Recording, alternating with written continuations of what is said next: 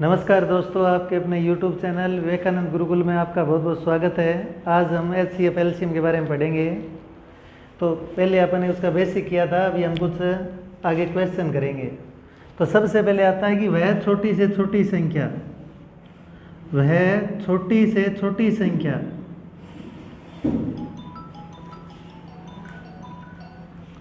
छोटी से छोटी संख्या क्या होगी जिसे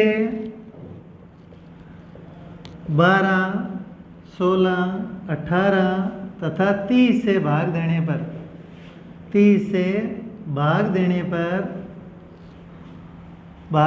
पर 4 शेषफल आए भाई, 4 शेषफल प्राप्त हो, 4 शेषफल आए।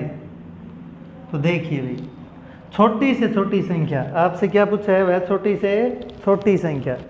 तो सबसे पहले आप इसका एलसीएम निकालोगे भाई, 12, 16, 18 और 30। एक तो ये होता है अपना गुणनखंड करके 2 से भाग हो रहा है, पहले छोटी से छोटी में भाग लेके जाते हैं भाई। 6, 8, 19 और 15, फिर 2 पे जा रहा है, मतलब जब तक 2 डिजिट 2 पे जा रहे हैं तो आप 2 पे फिर लेके जाओगे। 3, 4, 9, यह 18 का 9 आएगा, 9 और ये क्या हो गया 15। अब 3 पर जाओगे तो 1, 4, 3 और 5। अब ये सारे अलग अलग हो चुके हैं, अब इनको मल्टीप्लाई करते चलो।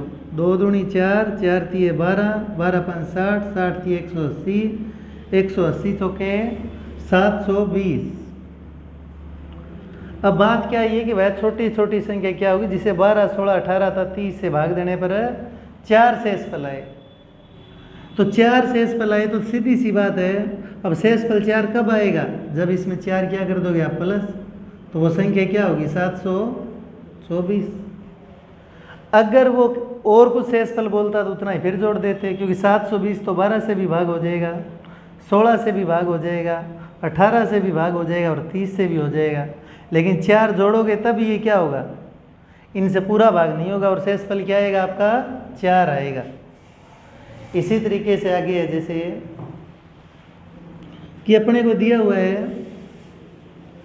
कि एक ठोस वर्ग के रूप में सैनिकों को खड़े करना है भाई, और उनके किस कतारों में कितने कितने खड़े करने हैं, 10, 15 और 18, 10, 15 और 18 इस कतार में खड़े करने हैं।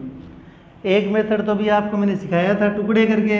अब दूसरा मेथड कॉमन लेके करते हैं आप सीधा, कि इनमें तीनों में क्या कॉमन आ रहा है, तीनों में से 2 के अंदर 2 कॉमन आ रहा है, तो 2 कॉमन ले लिया, अंदर क्या बचेगा 5, 15 और 9। फिर 3 कॉमन आ रहा है, 3 कॉमन ले लिया, तो क्या बच गया 5, 5 और 3। अब 5 कॉमन ले लिया तो क्या बच जाएगा 3 गुणा 5 और फिर 1, 1 और 3। तो इसका एलसीएम कितना आ जाएगा, 2 तिये 6, 6 पंजे 30 और 30 तिये 90। अब मैंने क्या कहा था कि इन सैनिकों को इस तरह खड़े करना कि ठोस वर्ग के रूप में। तो आपको पता कि इसके बाद पूर्ण वर्ग वाली संख्या, पूर्ण वर्ग होना चाहिए, पूर्ण वर्ग मतलब जिसका पूरा पूरा वर्गमूल निकल जाए, इस तरह के ठोस में आपको कन्वर्ट करना है, और वो इन सब से भाग भी होना चाहिए। तो आप सीधी सी क्या करोगे, 90 की टेबल लेके चल पड़ोगे। 90 एकम 90, 90 दूनी 180, 90 तिये 270, 360, फिर क्या आ गया 450, फिर क्या आ गया, आगे जाओगे तो 540, फिर क्या आ जाए, मतलब 9 का पहाड़ा इधर पढ़ते चलो भाई, पीछे तो 0 आनी है, 9 6 54, आगे क्या आ गया 63, 9 8 72, 810 और 90 900। तो क्या आगे कब कितने सैनिक होंगे, 900 होंगे, तभी क्या बनेगा, वो एक ठोस वर्ग बनेगा भाई। मतलब पंक्तियाँ और रो दोनों क्या होंगे, बराबर होंगे। तो वो कब बनेंगे, जब 900 टोटल होंगे। टोटल आपके पास सैनिक कितने होंगे 900। इसी तरीके से इसमें घंटी का सम आ जाते हैं कई बार, कि इतने इतने अंतराल के बाद घंटियाँ बजती है, वो इकट्ठी कब बजेगी, या 1 घंटे में कितनी बार बजेगी, या 1 मिनट में कितनी बार बजेगी, सेकंडों में, 2 मिनटों में, घंटों में पूछ सकता है। तो अपने पास अंतराल है 2, 4, 8, 10 और 12 सेकंड के अंतराल पर बजती है। तो 30 मिनट में बताओ कितनी बार इकट्ठी बजेगी। सबसे पहले तो हम ये पता लगाएंगे इकट्ठी कब बजेगी। एक बार तो इस अंतराल पे बजती है, और फिर 30 मिनट में कितनी बार बजेगी। अगर उसने ये कह दिया कि एक बार ये इकट्ठी बजने के बाद 30 मिनट में कितनी बार बजेगी, तो आप सीधा इसका पहले तो निकालो एलसीएम। एलसीएम का मेथड अभी बताया था कि सबसे पहले तो ये देखो कि सब में कॉमन क्या आ रहा है, 2 कॉमन आ रहा है, 2 कॉमन ले लिया तो 1 2 4 5 6। फिर दोबारा देखो 2 कॉमन आ रहा है तीनों के अंदर, फिर 2 कॉमन ले लिया, 1 1 2 5 3। अब कॉमन नहीं आ रहा तो इन सबको मल्टीप्लाई कर दो, 2 दूनी 4, 4 एकम 4, 4 एकम 4, 4 दूनी 8, 8 39 120, 120 आ गया आपके पास। मतलब 120 सेकंड के बाद वो इकट्ठी बजेगी, 120 सेकंड के बाद इकट्ठी बजेगी। उसने पूछा 30 मिनट में कितनी बार इकट्ठी बजेगी, 30 मिनट में, क्योंकि पहले वो इसी टाइम के अंतराल में ये बज चुकी हैं एक बार, उसके बाद पूछा है।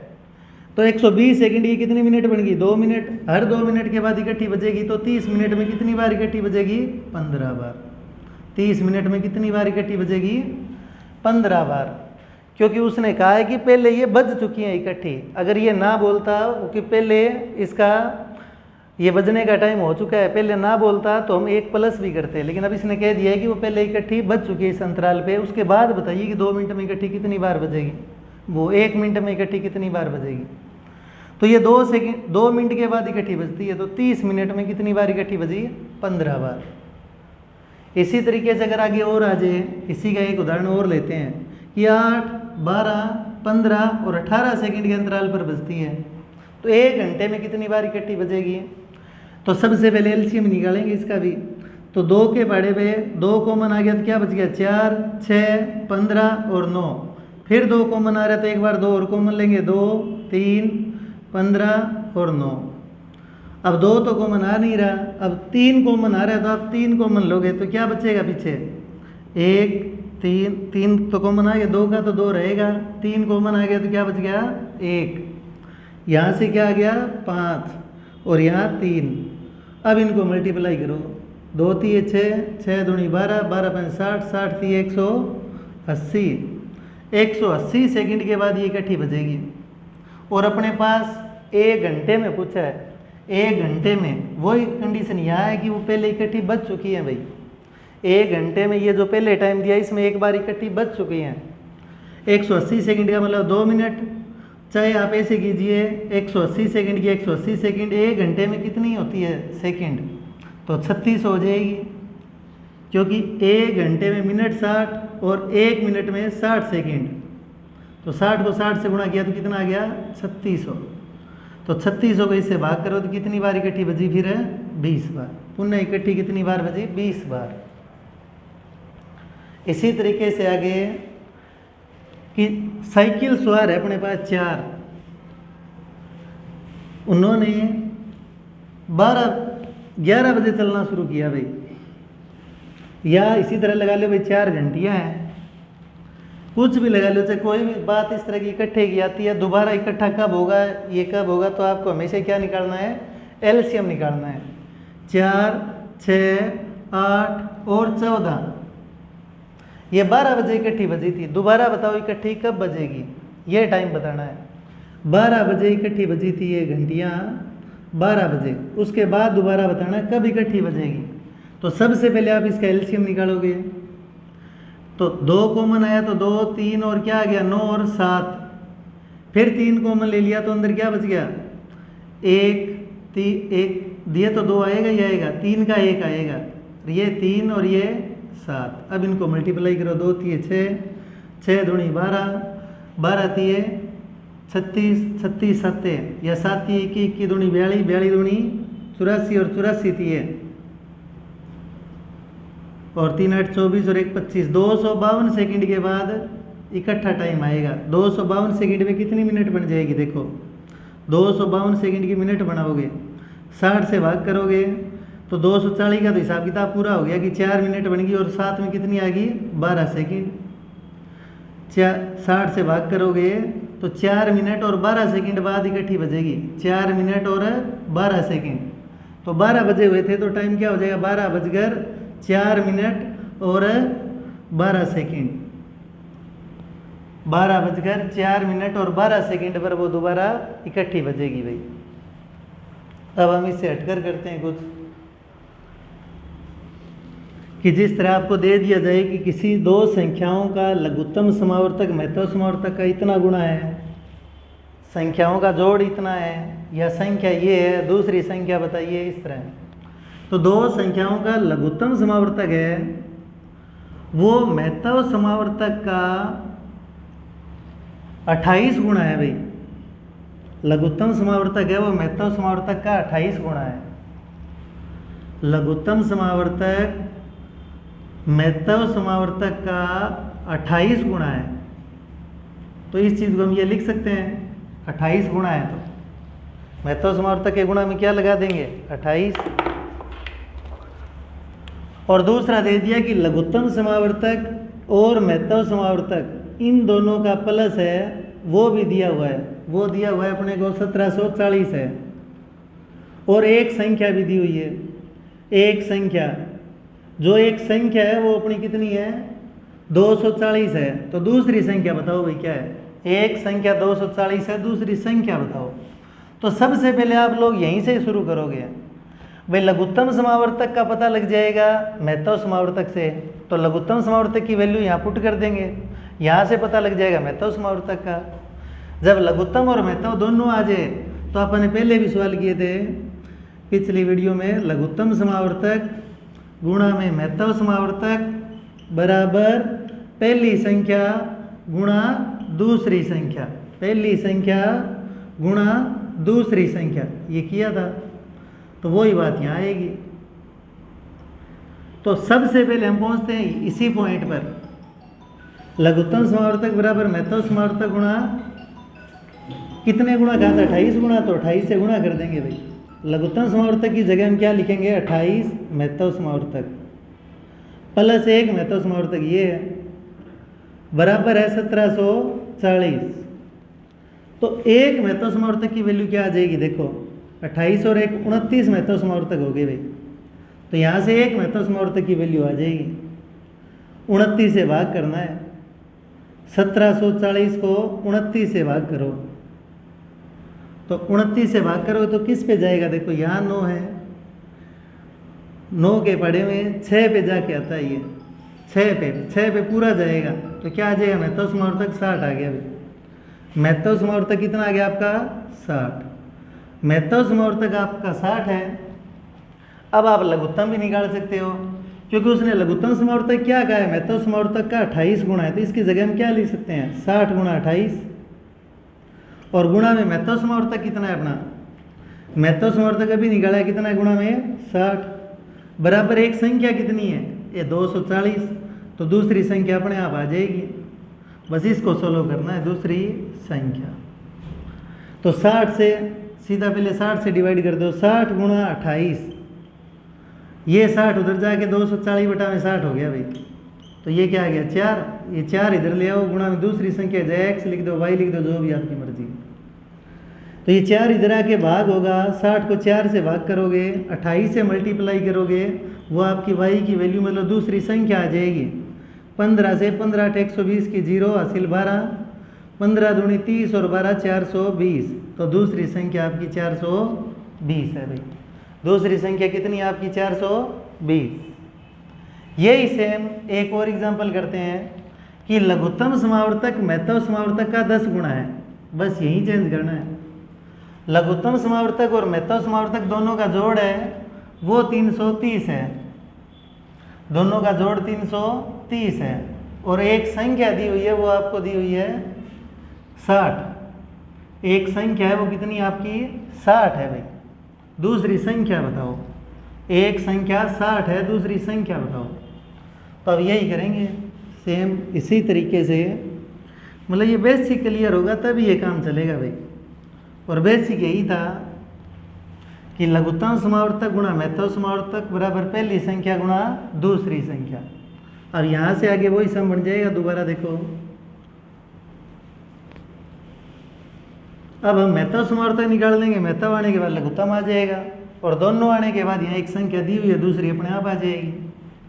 तो देखिए महत्तम समावर्तक प्लस में लघुत्तम समावर्तक की जगह हम क्या लिखेंगे, लघुत्तम समावर्तक प्लस महत्तम समावर्तक 330 है, तो लघुत्तम की जगह हम क्या लिखेंगे, यहाँ 10 गुणा है तो क्या हो जाएगा 10 महत्तम समावर्तक, 10 महत्तम समावर्तक ये है और एक ये है, तो कितने महत्तम समावर्तक हो गए 11।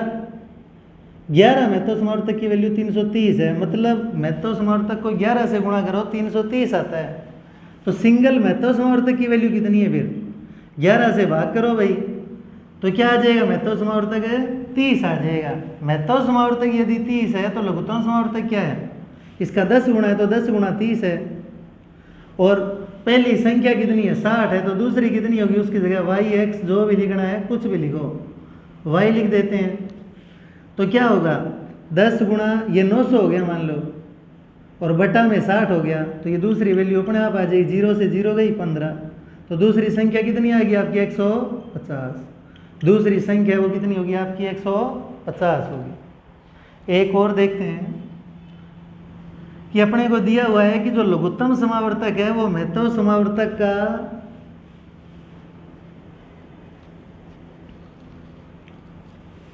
7 गुणा है।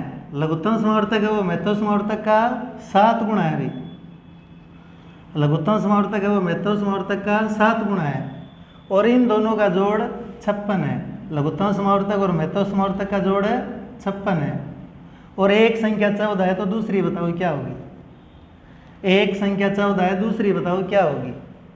तो आप लोग क्या करोगे, ये 7 गुणा है, लघुत्तम समावर्तक महत्तम समावर्तक का 7 गुणा है, तो आप क्या करोगे लघुत्तम समावर्तक प्लस महत्तम समावर्तक, ये तो दिया हुआ है अपने को कितना 56 दिया हुआ है भाई, ये कितना दिया हुआ है 56 दे रखा है।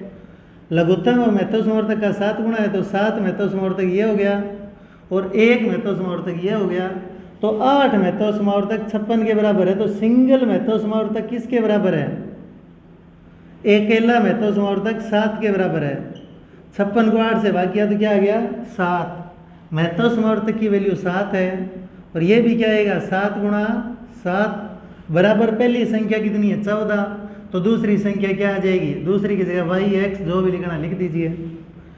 तो 7 गुणा 7 गुणा 7 और बटा में क्या हो गया 14 बराबर क्या आ गया वाई की वैल्यू आ जाएगी, तो क्या आ जाएगा 7 दूनी 14, तो दूसरी वैल्यू कितनी आ गई 49/2, तो दूसरी वैल्यू कितनी है 49/2 है भाई।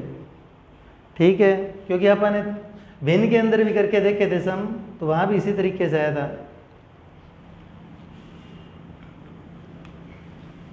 आगे देखिए, मतलब आपको ये पता होना चाहिए कि लघुत्तम समावर्तक गुणा महत्तम समावर्तक क्या होगा।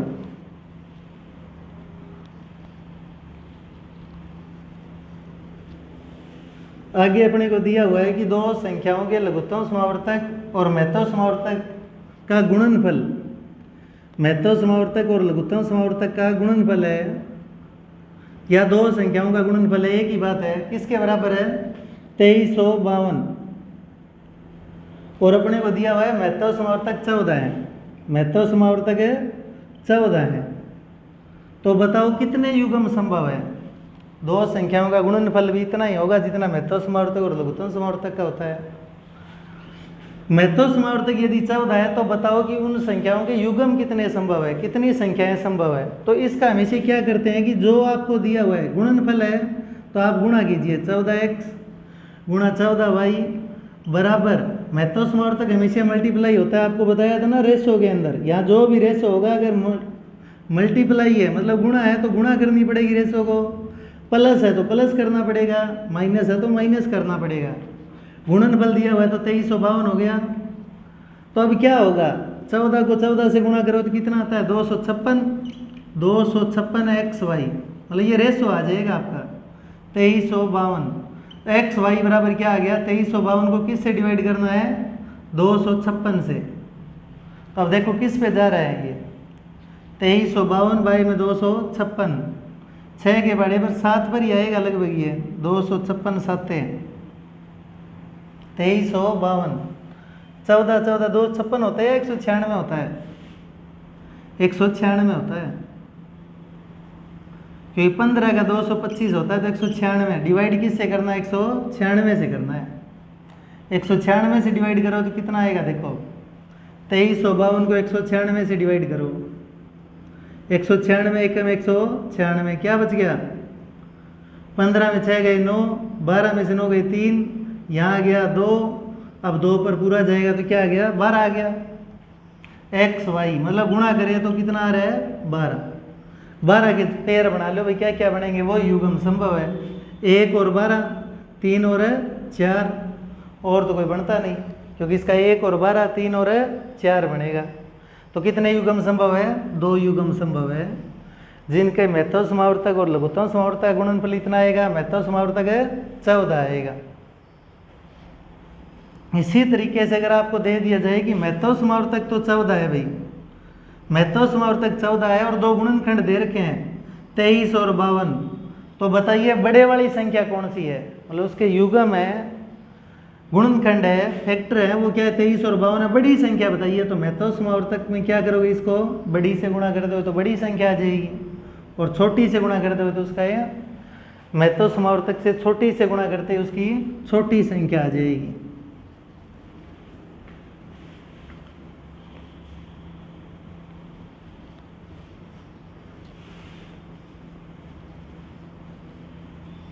इसके बाद आगे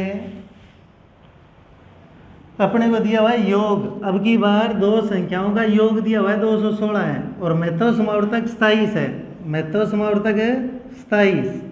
तो इस तरह का सम जब भी आ जाए तो आपको मैंने पहले ही बताया था कि जो भी आपके यहाँ रेशो आएंगे उनका प्लस और मल्टीप्लाई में महत्तम समावर्तक करते ही इसका प्लस आ जाता है। अब बताओ कितने युग्म संभव है? तो आप क्या करोगे? 216 को सीधा 27 से भाग करोगे तो 8 पे पूरा पूरा जाएगा, तो x प्लस वाई बराबर क्या आ गया? 8। तो उन युग्मों का क्या क्या संभव है? वो पेयर क्या क्या संभव है? 1 और 7, इनका जोड़ कितना आता है? 8, 2 और 6, आगे 4 और 4, 3 और 5। तो हम कभी भी ऐसा पेयर कभी नहीं लेंगे जिसमें कॉमन आ जाए, मतलब अभाज्य संख्या में ही तोड़ेंगे, या ऐसा पेयर लेंगे जिनमें कॉमन आता हो आपस में। अब जैसे ही आप इसको कोशिश करोगे दोबारा बनाने की, तो एक तो बनेगा 27 और एक 27 को 7 से गुणा करो, 27 को 7 से गुणा करोगे तो क्या आएगा? 189। इनका जोड़ करोगे तो दोबारा क्या आएगा? 216 आएगा। अगर आपने ये 2 वाला जोड़ा ले लिया, 27 दूनी क्या हो गया? 54, और 27 छिके करोगे तो जोड़ करोगे तो वो 216 नहीं आएगा, क्योंकि इन दोनों में 2 तो कॉमन आ रहे हैं, 2 कॉमन आ रहे, तो सीधी सी बात है 27 दूनी 54, महत्तम समावर्तक तो 54 हो जाएगा, इसलिए ये नहीं बनेगा। इसी तरीके से ये 4 वाला भी नहीं बनेगा। तो इसके युग्म कितने संभव है? केवल 2 ही। कौन कौन से? 1 और 7, 1 और 7, 3 और 5। 27 थी, कितना हो गया? 81, और 27 पंजे 5 27, 5 7 35 का 5 हासिल 3, 10 और 3 13, 135, 81, 27, 189। तो ये युग्म संभव है जिनका जोड़ करो तो कितना है? 216 है, और महत्तम समावर्तक निकालो तो कितना है? 27।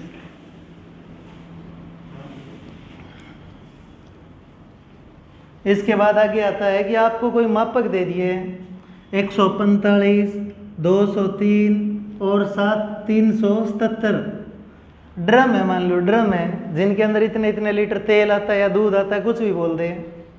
अब बताइए कि ऐसा मापक बताइए जिससे ये पूरा पूरा मापा जा सके, पूरे का पूरा आपका दूध तेल जो भी है वो पूरा मापा जा सके, कुछ विशेष ना बचे जब मापोगे। तो इस तरह के सम में आप सबसे पहले महत्तम समावर्तक निकालोगे। क्या निकालोगे? महत्तम समावर्तक। अब महत्तम समावर्तक निकालने का एक तरीका तो वही है कि सबसे पहले जो सब में से कॉमन आता है वो आपका महत्तम समावर्तक है। तो देखिए इनमें सबसे पहले क्या कॉमन आ रहा है? छोटा कॉमन लेके देखते हैं। 5 4 9 और 1 10, 3 2 5, 10 14 और 3 17। अगर इस तरह नहीं आता तो ये एक अपने पास छोटी गिलासों में था, इस तरह आप इसको डिवाइड करना शुरू कीजिए। 145 एकम 145, कितना बच गया? 13 में से 5 गए 8, 9 में 4 गए 5। अब इसको बीच में ले लिया और इसके डिवाइड करो, छोटी भाग बोलते हैं इसको। 10वीं क्लास में भी था ये।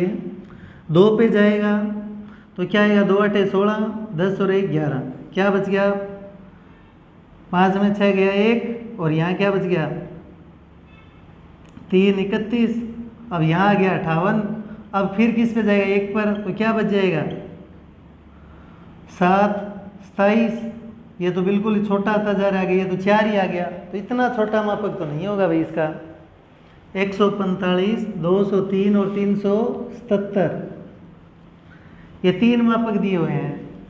इनसे आपको बताना है कि छोटे से छोटा क्या मापक आएगा। 377 बड़ा, सबसे बड़ा पूरा माप निकालना है आपको, क्या आएगा 5 और 1 6, 2 और 3 5, 7 3 10 और 7 17। तो इसमें क्या कॉमन नज़र आ रहा है आपको? 5 भी कॉमन नहीं आ रहा, 3 भी नहीं आ रहा, कुछ भी कॉमन नज़र नहीं आ रहा। 203 में से 145 माइनस करो तो क्या बचेगा 8। यहाँ क्या बच गया 9, 9 में 4 गए 5, 58। इधर इसको माइनस करो, 377 माइनस 203 तो क्या बचेगा 7 में से 3 गए 4, और यहाँ 7 का 7 174, 58 और 174, तो 58 तीय कितना होता है 58 तीय 174 ही होता है। 3 8 24 के 4 हासिल 2 2 17 174। इसका मतलब ये 29 से भाग हो रहा है भाई, ये तीनों किस से भाग हो रहे हैं 29 से, क्योंकि जैसे अपन इसका अंतर लिया तो उन्हें पता लग गया। तो 145 को 29 से भाग करो, देखो 29 से भाग करो तो 29 5 कितना होता है 145। बड़ा पैमाना क्या आ गया 29 का आ गया। 203 वाला करोगे 29 से तो 29 7 कितना होता है 7 9 63 का 3 हासिल 6, 14 और 6 20, 203 आ गया। इसी तरह 377 है, इसको भी भाग करोगे तो क्या आएगा 29, 29 एकम 29, 8 87, 29 तीय 87। तो जैसे आपको अगर पता ना लगता हो ना भाई ये किससे भाग होगा, तो आप इसमें से इसको घटा लीजिए, इसमें से इसको घटा के देख लीजिए। घटाने के बाद जैसे ये बनता है अपने पास, देखो भाई 58 दिए कितना हो गया 174, इसका मतलब इसका अंतर भी 174 आ रहा था, 58 का 3 गुना आ रहा है, इसका मतलब इनमें 58 का गैप आ रहा है। तो ये किस पे जा सकता है 58 के टुकड़े फिर कर लो, एक है भाज्य संख्या बना लो 29 दूनी 58, तो आपके पास क्या आ गया टुकड़ा 29 का आ गया। तो इसका मतलब अभाज्य संख्या के आसपास जाना है आपको। तो कौन सी अभाज्य संख्या है 29 ही ये भाग हो रहा है। तो इसको अगर पूरा पूरा खाली करना है तो कितनी बार खाली करोगे 29 के पड़े 5 बार, 5 बार में ये खाली हो जाएगा भाई। 29 लीटर वाले को कितनी बार यूज करोगे 5 बार, और इसको खाली करने के लिए कितनी बार यूज करोगे 7 बार, और उसको खाली करने के लिए 13 बार। टोटल उस उपकरण का 25 बार यूज होगा भाई, तब जाके आपका वो तीनों के तीनों ड्रम खाली हो जाएंगे। इस ड्रम को खाली करने के लिए आपको कितनी बार यूज करना पड़ेगा 5 बार, इसको खाली करने के लिए कितनी बार यूज करना पड़ेगा 7 बार, और इसको खाली करने के लिए कितनी बार यूज करना पड़ेगा 13 बार। कुल मिला के वो उपकरण कितनी बार यूज होगा इन 3 ड्रमों में 25 बार यूज होगा, तब जाके आपका वो तीनों ड्रम खाली हो जाएंगे।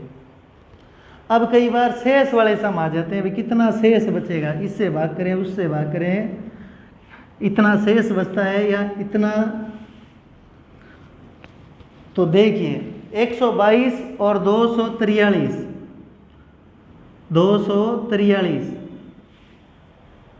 इनको अगर भाग देते हैं बड़ी से बड़ी संख्या से, भाग देने पर 2 और 3 शेष बचता है, देने पर 2 और 3 शेष बचता है। वो संख्या बतानी है क्या है।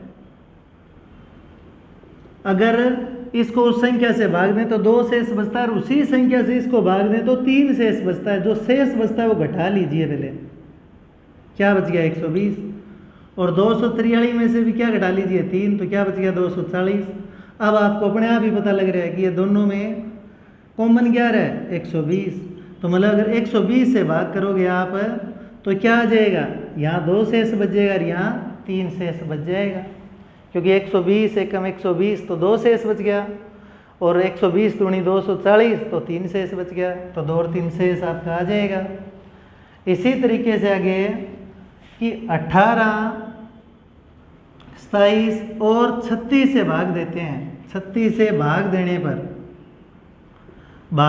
पर आपके पास शेष फल जो बचते हैं वो है 5, 14 और 23।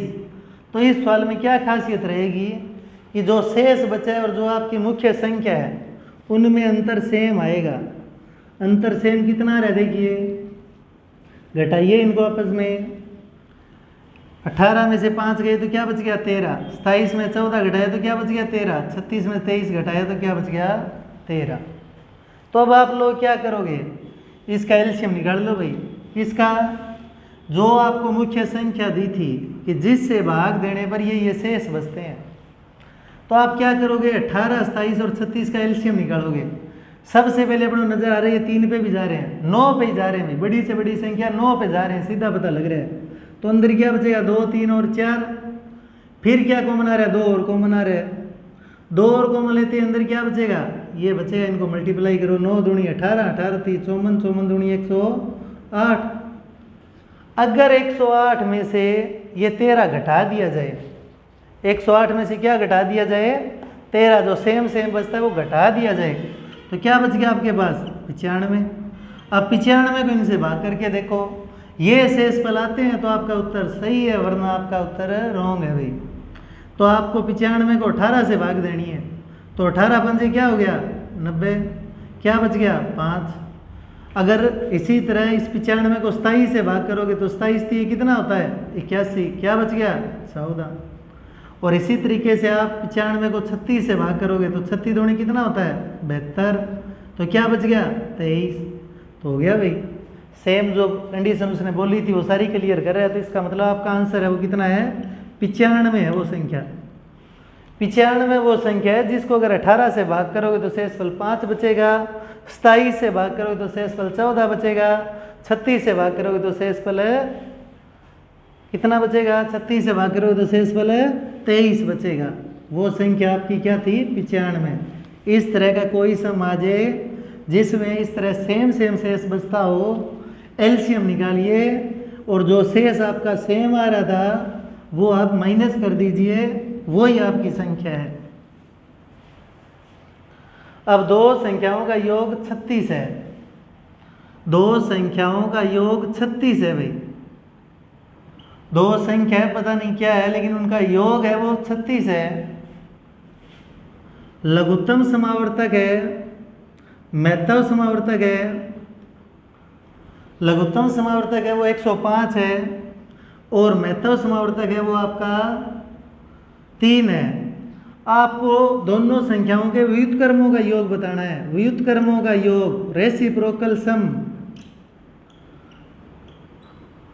तो व्युत्क्रमों के योग का फॉर्मूला आपको मैंने पहले भी बताया था कि क्या होगा, हमेशा योगफल बटा में गुणनफल। योगफल बटा में गुणनफल, दो संख्या कोई भी हो उनका योगफल ऊपर और गुणनफल नीचे आएगा। योगफल दो संख्याओं का योग कितना दे रखे है 36, और अपने को पता है कि दो संख्याओं का गुणनफल हमेशा क्या होता है, महत्तम समावर्तक गुणा लघुत्तम समावर्तक बराबर पहली संख्या गुणा में दूसरी संख्या, यही होता है।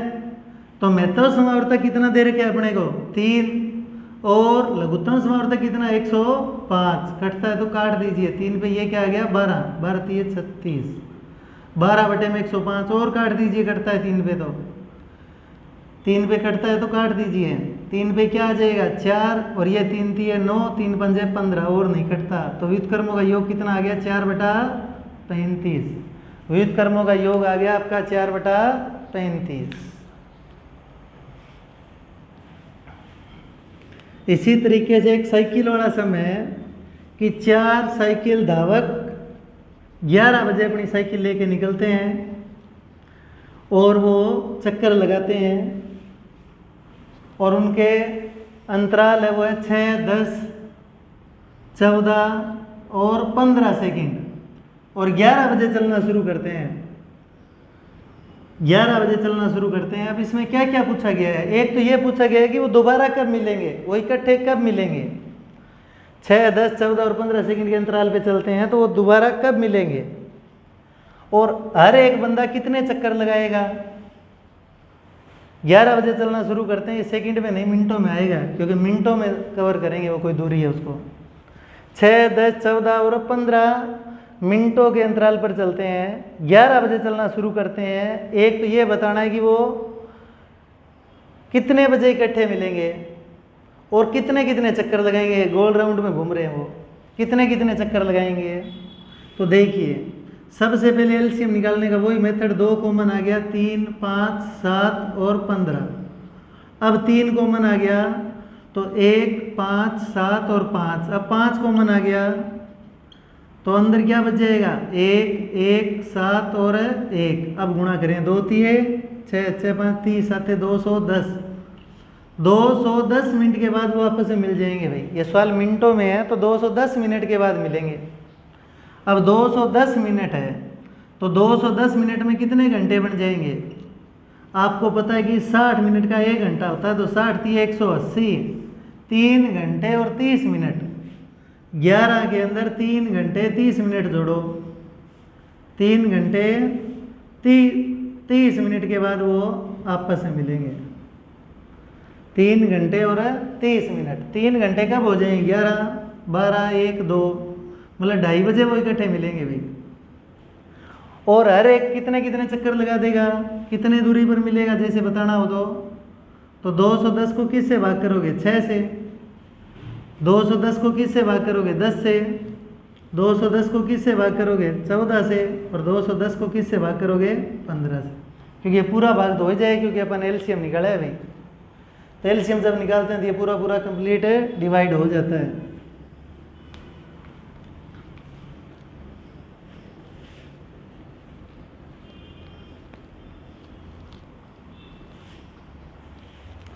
अगर आपको एचसीएफ निकालना होता है, एचसीएफ में हमेशा क्या होता है? हाईएस्ट कॉमन फैक्टर, मतलब बड़े से बड़ा कॉमन फैक्टर,